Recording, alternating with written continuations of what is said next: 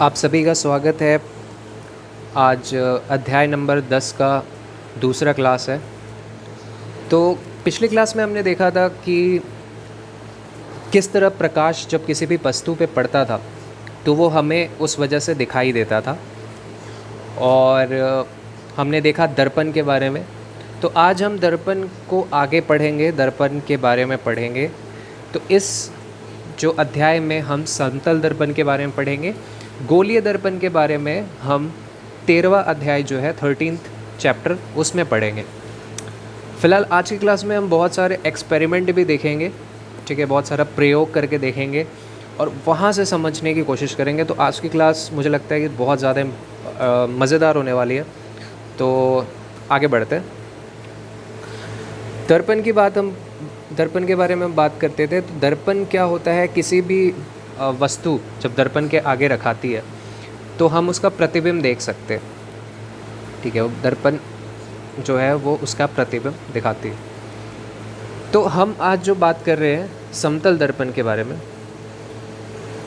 समतल दर्पण के बारे में तो समतल दर्पण के बारे में बताया था कि ये जो है वो सीधा दर्पण होता है, ठीक है, यानी कि इस तरह का सीधा,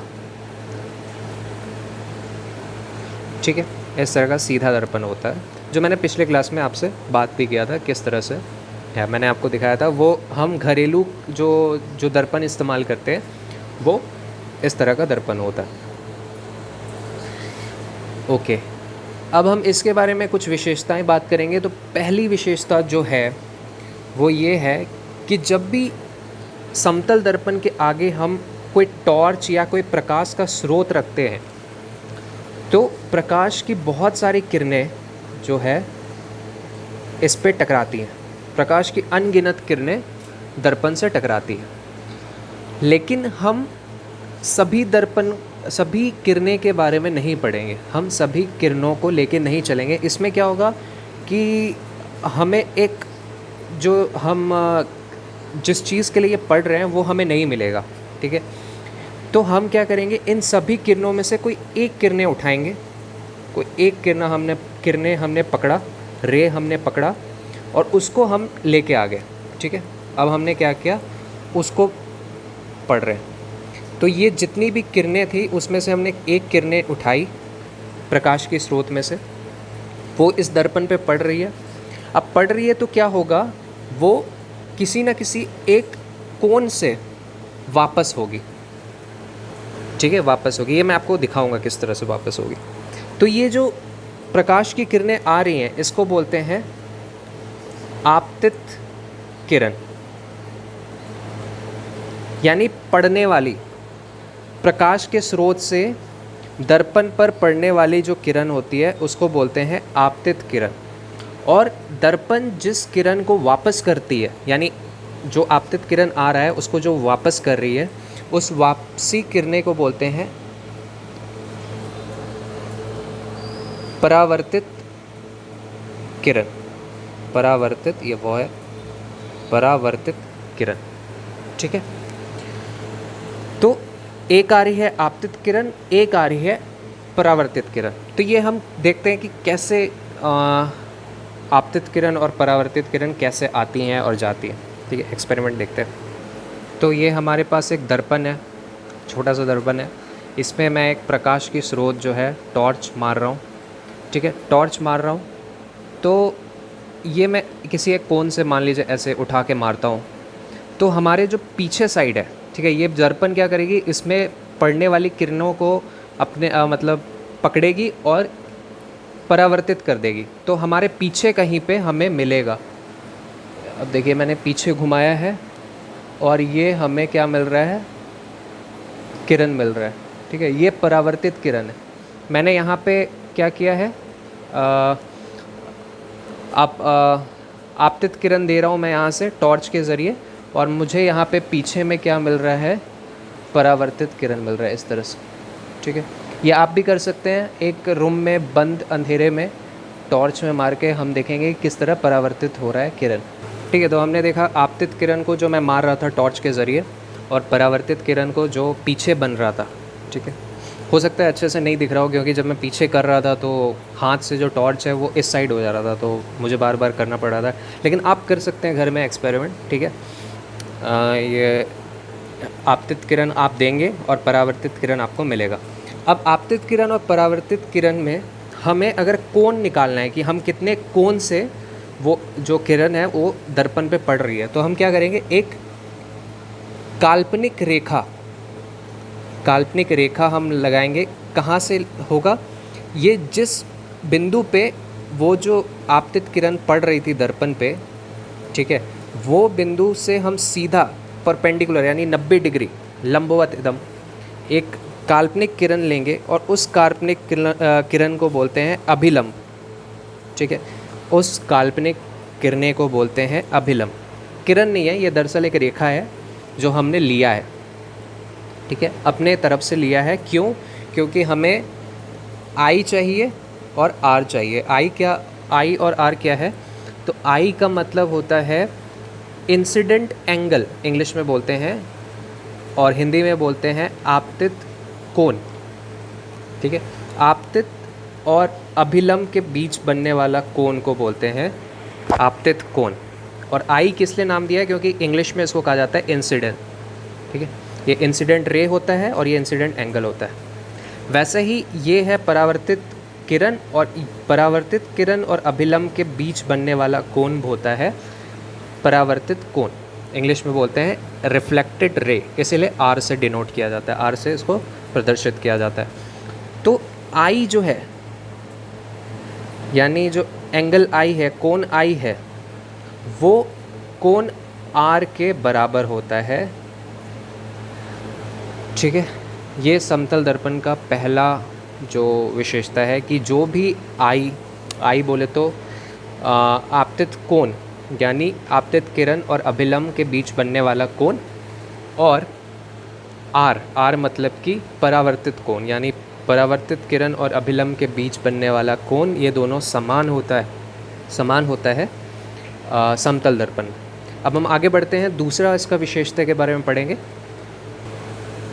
तो इसकी जो दूसरी विशेषता होती है वो ये होती है कि कोई एक व्यक्ति है, ठीक है, वो दर्पण के सामने खड़ा है, समतल दर्पण के सामने खड़ा है, और उसे अपनी पूरी प्रतिबिंब देखनी है, यानी सर से लेकर पैर तक की पूरी प्रतिबिंब देखनी है दर्पण पे, ठीक है।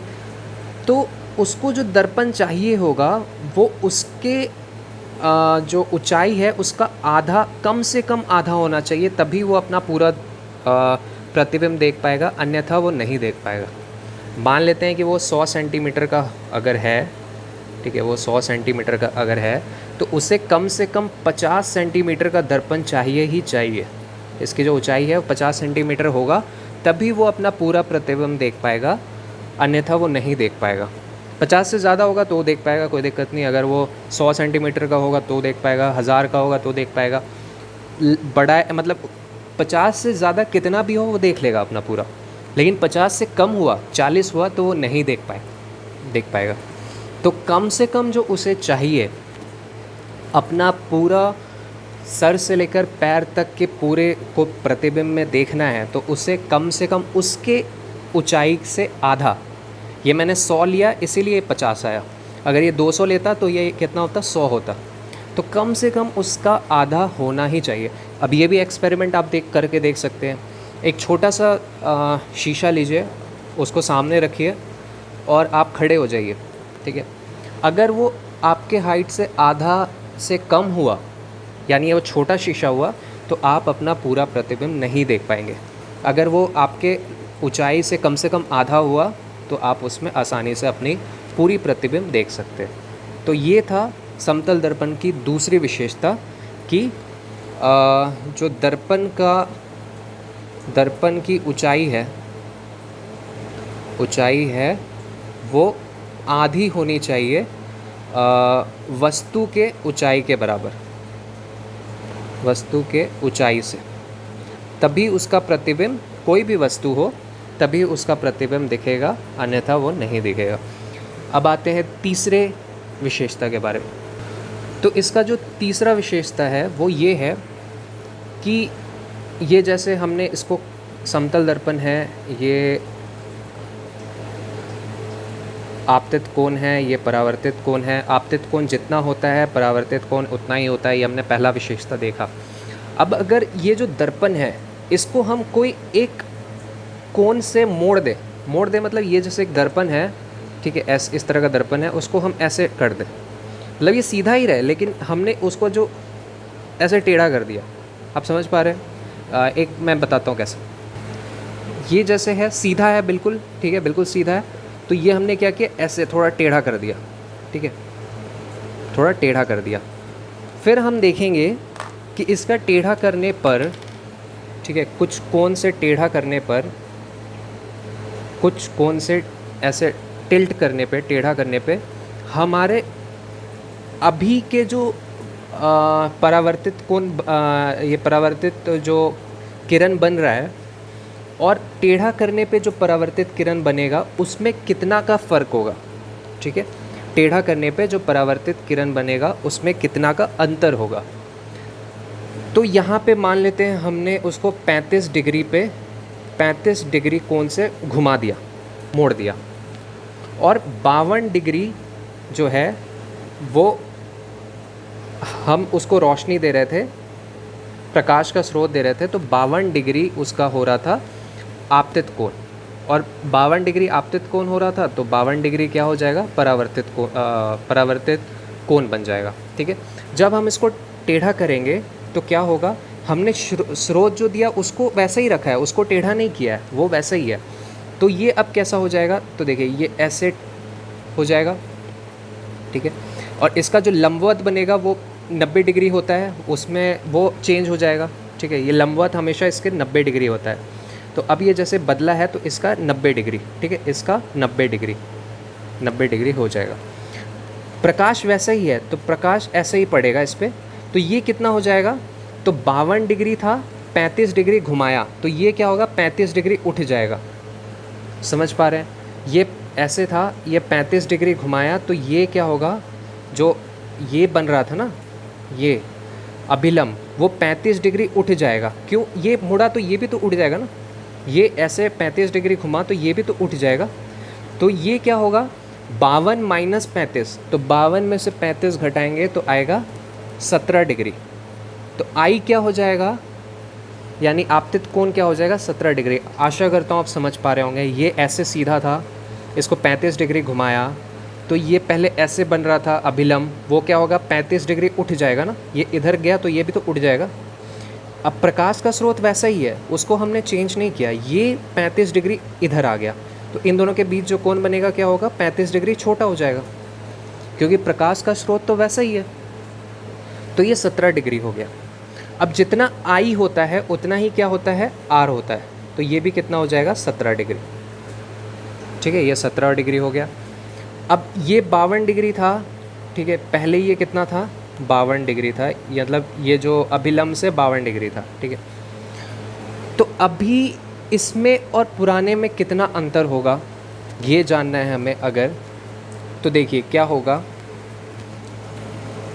ये 52 डिग्री था, ठीक है, यहाँ से अभिलंब जो है वो 52 डिग्री हो रहा है, यहाँ से अभिलंब क्या हो रहा है, 52 डिग्री हो रहा है।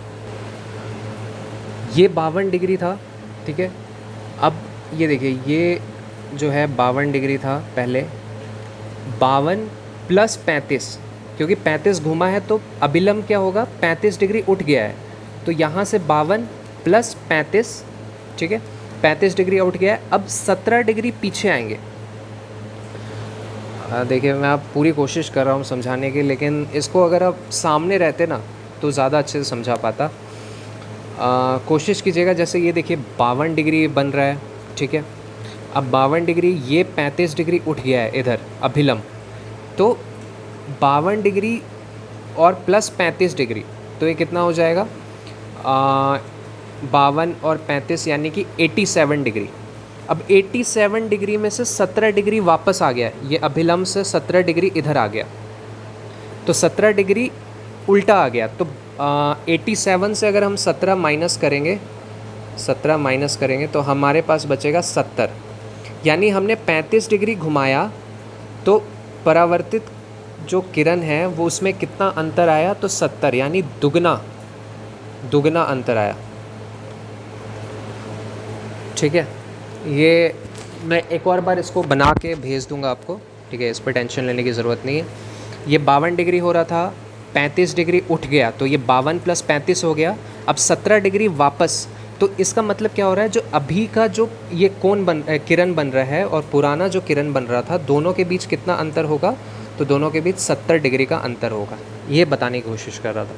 यानी कि अगर हम जितना भी एंगल से, जितना भी कोण से घुमाएंगे, उसका दुगना जो है वो क्या होगा, जो परावर्तित किरण है वो दुगना घूम जाएगा। ठीक है, तो यहाँ जैसे पहले जितना हो रहा था, अब क्या हो गया, 70 हो गया। उन दोनों में अंतर कितना आया, 70 का। तो इसका ये मतलब हुआ कि हम जितना एंगल से, हम जितना कोण से घुमाएंगे, उसके दुगना कोण से हमें परावर्तित किरण का अंतर मिलेगा। अगर ये पॉइंट नहीं समझ पा रहा है, तीसरा पॉइंट नहीं समझ में आ रहा है, तो इसको मैं एक और बार एक्सप्लेन करूँगा। ठीक है, एक और बार समझा दूँगा, इस पर टेंशन नहीं लेना, लेकिन फिर भी कोशिश कीजिएगा कि समझ आ जाए इस बार में। ठीक, आगे बढ़ते हैं इसका चौथा में। अब बात करते हैं इसका चौथा। तो चौथा ये है कि अगर एक से ज़्यादा दर्पण है, एक से ज़्यादा दर्पण यानी 2 दर्पण हमने लिया, और दोनों दर्पण को किसी कोण थीटा से हमने रख दिया। मान लीजिए कि हमने उसको 90 डिग्री पे रख दिया, यानी एक दर्पण को ऐसे रखा और दूसरे दर्पण को ऐसे सीधा रखा, एक को ऐसा एक को ऐसा। ठीक है, 90 डिग्री, इन दोनों के बीच 90 डिग्री का कोण बना, तो थीटा क्या हो जाएगा, 90। तो जितना प्रतिबिंब बनेगा, जितना दोनों में प्रतिबिंब बनेगा, वो क्या हो जाता है, 360 बटे थीटा -1। ये होता है प्रतिबिंब की संख्या अगर हम जितने भी कोण में 2 प्रतिबिंब को रखते हैं। अगर मान लीजिए ये एक प्रतिबिंब है और ये एक प्रतिबिंब है, दोनों को, एक को हमने सीधा रखा, एक को टेढ़ा रखा, दोनों के बीच 45 डिग्री का अगर मान लीजिए कोण बन रहा है, तो थीटा में क्या आ जाएगा, 45 डिग्री आ जाएगा।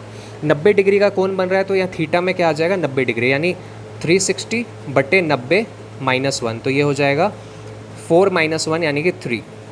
यानी कि कुल 3 प्रतिबिंब बनेंगे अगर हम 90 डिग्री के कोण में 2 दर्पण को रखते हैं। इसको हम एक्सपेरिमेंट देखेंगे कैसे हो रहा है। तो ये देखिए, हमने 2 दर्पण लिया है, दोनों दर्पण को 90 डिग्री, एक को ऐसे सुलाया है, एक को खड़ा रखा है। ठीक है, उसके बीच में एक वस्तु डाल दिया है और हम देखेंगे कितना प्रतिबिंब बनेगा। तो देखिए, अंदर जो है, अंदर की तरफ एक यहाँ और एक अंदर की तरफ 2 प्रतिबिंब, हमने एक ही ऑब्जेक्ट रखा है। ये जो वस्तु है ना, ये एक ही है, 2 नहीं है। ठीक है, ये मैं आपको दिखा देता हूँ, ये एक ही है, ये एक ही है, इसको हमने ऐसे रखा है। ठीक है, तो ये कितना प्रतिबिंब बना रहा है, तो देखिए यहाँ पे नीचे की तरफ 2 बन रहा होगा, अगर आपको दिख रहा है तो एक नीचे की तरफ 2 बन रहा है, एक यहाँ एक यहाँ, और एक क्या बन रहा है इस साइड, ये देखिए इस साइड एक ये, और नीचे की तरफ 2, कुल 3 बन रहा है। और आपको कहीं नहीं मिलेगा प्रतिबिंब, नीचे की तरफ 2 और ऊपर की तरफ 1, यानी कुल 3 प्रतिबिंब आपको यहाँ पे बनता हुआ दिख रहा है। तो हमने देखा किस तरह से 3 प्रतिबिंब हमें मिला। अब हम आगे बढ़ते हैं 5वें नंबर पे। तो 5वां नंबर समझने के लिए आपको एक चीज़ की बहुत कल्पना करने की ज़रूरत है। मान लीजिए दर्पण है, उसके सामने आप खड़े हैं। ठीक है, मैं आपको एक दिखाता हूँ एक चीज़। ये जैसे दर्पण है, दर्पण के सामने मैं फ़ोन लेके खड़ा हूँ। ठीक है, और मैं क्या करूँगा, फ़ोन को आगे लाऊंगा, तो आप देखेंगे कि दर्पण वाला भी आगे आ रहा है, दर्पण भी आगे आ रहा है, और जैसे जैसे मैं पीछे जाऊँगा, दर्पण भी क्या हो रहा है, पीछे हो रहा है। ठीक है, मैं तो अच्छा लग रहा हूँ, हाँ। तो दर्पण भी क्या हो रहा है, जैसे जैसे हम आगे जा रहे हैं, जो दूरी है वो कम हो रहा है, और अंदर की तरफ भी दूरी कम हो रहा है। ठीक है, जैसे जैसे हम दूर आ रहे हैं, ये देखिए दूर जाएंगे तो आपको अंदर की तरफ भी आपको क्या लगेगा, दूर लगेगा। तो इसमें आपको ये कल्पना करना है कि जो प्रतिबिंब के अंदर कोई दूसरा व्यक्ति है, एक दूसरी दुनिया है, आपको ये कल्पना करना है। और जैसे जैसे हम वस्तु को आगे लेके जा रहे हैं, वो दूसरी दुनिया वाला जो इंसान है, यानी यहाँ पे मैं हूँ जो असली में हूँ, और अंदर जो है वो एक काल्पनिक एक इंसान है जो मेरी तरह दिखता है, ये कल्पना करना है आपको। और जैसे जैसे मैं वस्तु को सामने ला रहा हूँ वो भी सामने ला रहा है, मेरी नकल कर रहा है, और जैसे जैसे मैं पीछे जा रहा हूँ वो भी मेरी नकल करते हुए पीछे लेके जा रहा है। एक ऐसा इंसान इमेजिन करना है, कल्पना करना है। अब इससे होगा क्या, तो इससे ये होगा कि हम जैसे जैसे वस्तु के पास जा रहे थे, ठीक है, ये मान लीजिए दर्पण है, हम जैसे जैसे वस्तु के पास जा रहे थे, जो दर्पण के पीछे वाला इंसान था वो भी क्या हो रहा था, पास आ रहा था, ठीक है, वो भी दर्पण के पास आ रहा था। तो ये जो पीछे वाला इंसान था ना, उसको हम बोलते हैं आभासी, आभासी प्रतिबिंब, यानी आभास हो रहा है कि वहाँ पे कोई प्रतिबिंब बन रहा है।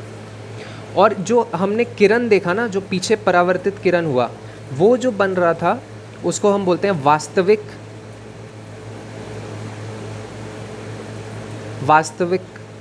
प्रतिबिंब, ठीक है, वास्तविक प्रतिबिंब। अब क्या हो रहा है कि इसमें आपको क्या इमेजिन करना है, जो अंदर है वो भी जैसे जैसे मैं पास आ रहा हूँ तो आभासी जो प्रतिबिंब बन रहा है वो भी पास आ रहा है, और जैसे जैसे मैं दूर जा रहा हूँ तो आभासी वाला भी दूर जा रहा है। अब इसके क्या होगा कि ये जो दूरी मैंने बताया, ठीक है, वस्तु से दर्पण की जो दूरी होती है, प्रतिबिंब बनने वाली जो दूरी है वो भी उतनी ही होगी, इसलिए मैं इतना इमेजिन करा रहा था। इसका मतलब कि एक वस्तु है, ये दर्पण है, अगर ये 20 मीटर की दूरी पे है, सॉरी 20 सेंटीमीटर की दूरी पे है, मीटर बहुत दूर हो गया, 20 सेंटीमीटर की दूरी पे है, तो दर्पण के जो पीछे बनने वाला प्रतिबिंब है वो भी कितना दूरी होगा, 20 सेंटीमीटर पे, ठीक है। यानी कि वो जो दर्पण वाला इंसान था जो मैंने आपको दिखाया, ये जो दर्पण वाला इंसान है, अगर मैं इससे 20 मीटर दूरी पे हूँ, ठीक है, तो ये भी 20 सेंटीमीटर दूरी पे पीछे है, तो इसका जो प्रतिबिंब बनेगा दर्पण का वो भी उतना ही दूर होगा जितना दूर पे वस्तु है। ये बोलने का मतलब है, ये इसका 5वां पॉइंट है, 5वीं विशेषता। तो यानी कि अगर आपसे कोई पूछे कि वास्तविक वस्तु और प्रतिबिंब में बनने वाली वस्तु के बीच में कितना दूरी हुआ, तो अगर वो 20 सेंटीमीटर दूर खड़ा है दर्पण से, तो इन दोनों के बीच दूरी कितना हुआ, 40, तो वो कितना हो जाएगा, दुगना हो जाएगा।